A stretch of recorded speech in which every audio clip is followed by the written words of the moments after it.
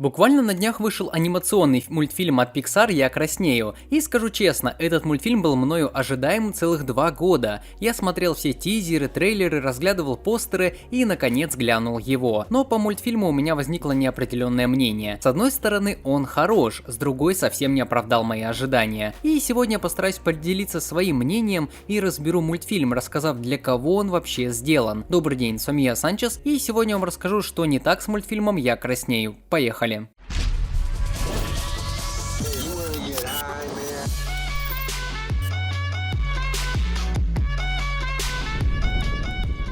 Рекомендую этот ролик глянуть по VPN, если вы зритель с РФ. Таким образом вы поддержите мой канал. Спасибо. Когда только прозвучал анонс мультфильма, я сразу же подумал, что это то, что я буду упорно ждать. Я всегда любил панд, и они мое тотемное животное. Вы знаете, что панда и лого канала, и у меня много атрибутики с пандами, я на стримах показывал и футболки, и игрушки, и так далее. В общем, я их очень сильно люблю. Поэтому, увидев премьеру, я сел смотреть мультфильм с большими ожиданиями. И скажу вам главный совет, который поможет вам в дальнейшем просто во всем. Никогда ничего не ждите. Не тешьте надежды, и тогда они будут оправданы. К сожалению, так с «Я краснею» у меня не вышло, и мультфильм не оправдал моих ожиданий, но об этом давайте расскажу более подробно. Мультфильм рассказывает о девочке 13 лет, которая не имеет и минуты свободного времени. Она учится, играет в музыкальном кружке, помогает родителям и всячески старается быть полезной всем. Она пытается быть идеальной дочкой, ученицей, и чтобы у нее все было, как говорится, по полочкам. Понятное дело, что в таком возрасте у нее начинается переходный возраст. Постепенно появляется влечение к мальчикам, появляются новые интересы, и уже она начинает взрослеть. Но у нее появилось другое, она стала превращаться в панду, когда у нее возникают, так скажем, большие эмоции. И неважно, они хорошие эмоции эти или плохие. Она паникует, старается скрывать это от всех, свое волшебство, и потом узнает от родителей, что это дар их семьи. И превращение в панду идет по всему женскому роду родословной. Дальше буду рассказывать вам уже подробности без спойлеров, потому что вдруг кто-то его еще не смотрел. Но если что, на Бусти залью выпуск со спойлерами мультфильма. Это самый громкоговорящий мультфильм о проблемах взросления ребенка. Никогда впредь я не видел, чтобы настолько поднимались откровенные темы в мультфильме от Pixar, но тенденции показывают, что такие темы скорее всего поднимать надо. То есть в мультфильме будут разговоры и о мальчиках, и о том, как важно превратиться из девочки в девушку и все такое. Но это не самое главное, просто не подчеркнуть это я не мог. По моему мнению, мультфильм про превращение девочки в красную панду – это большая аллегория взросления. Когда ты ребенок, у тебя одни заботы, интересы, а вот когда ты взрослеешь, ты иначе начинаешь познавать мир. Ты становишься, можно сказать, другим человеком, и в Pixar, по моему мнению, решили это показать вот таким образом. Якобы идет превращение панды. Так скажем, своего рода аллегория. Мультфильм, несмотря на свою, казалось бы, простую историю про девочку, которая стала пандой, имеет довольно философский посыл отношений дочек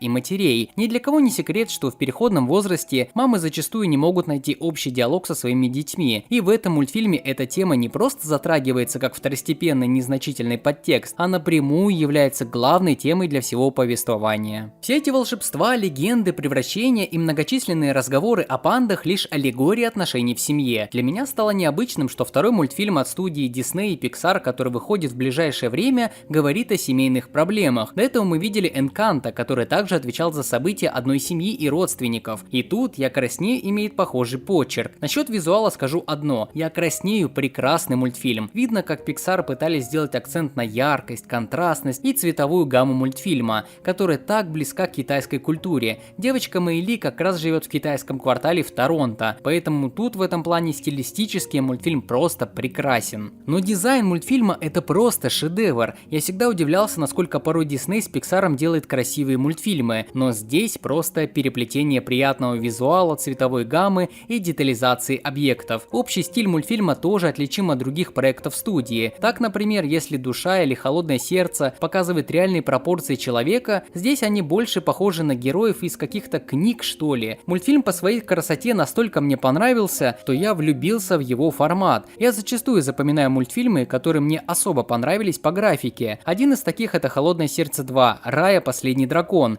Его будет тоже у меня в списке «Я краснею». Только он переплевывает даже Раю и занимает топ-2 самых самых красивых мультфильмов этого поколения. Ну, конечно, по моему мнению. Если вы сядете смотреть мультфильм с семьей, желательно, говорю, посмотреть его на большом экране, потому что он очень красивый. Такие сочные, яркие краски подарят вам по-настоящему крутое настроение. Что не так в мультфильме? Ну, теперь давайте я перейду к тому, чем мне мультфильм не зашел. Во-первых, это диалоги, их слишком много. В мультфильме то и дело, что говорят и говорят. Крайне мало каких-то событий происходит в начале и в середине мультфильма. Я понимаю, что повествование и обычно знакомство с героями – это всегда не особо веселое в анимационных проектах дело, но тут с этим явно переборщили. Впервые я заметил за собой, что я краснею единственный мультфильм, из-за которого я стал зевать. Сцен с перевоплощением в панду, погони, которые нам показывали в трейлере, и активных вообще событий персонажей крайне мало. Также мне не очень понравилось, что уделяет много внимания женским тонкостям. Я понимаю, что это крайне важно, возможно даже обязательно знать каждому, но сцены с прокладками возле школы это явно перебор. Опять же, прошу заметить, что я сужу с позиции парня, и я старый. Наверное, разность поколения тоже играет роль. Это субъективное лично мое мнение насчет именно этой сцены. Вообще значимость мужского пола в этом мультфильме мала. Тут всего лишь два героя мужчины, и то один из них это дедушка героини, а другой это отец. И ни один, ни второй за весь мультфильм особо как-то себя не проявляют.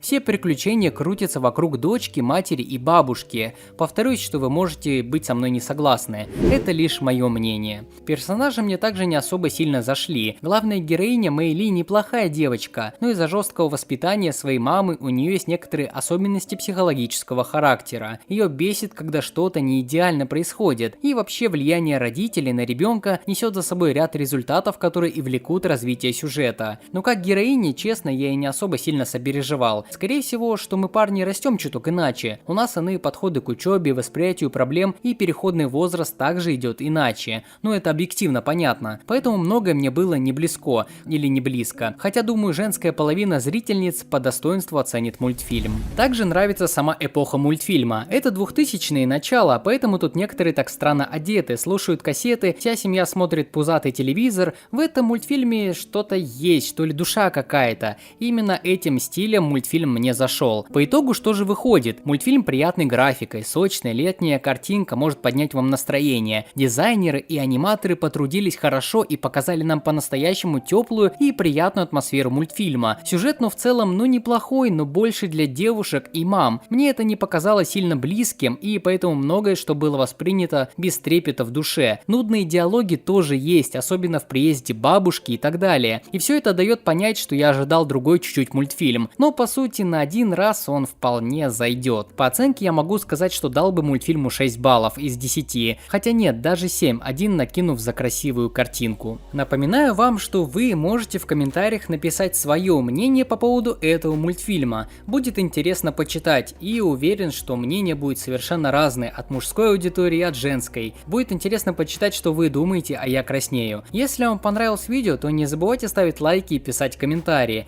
Также, ребята, у меня есть два канала. На одном я делаю разборы кино и сериалов, а на другом прохожу игры Диснея. Зайдите, гляньте, вдруг вам что-то понравится. Ну вот и все, с вами был Санчес, подписывайтесь на канал, вступайте в группу ВКонтакте и пока.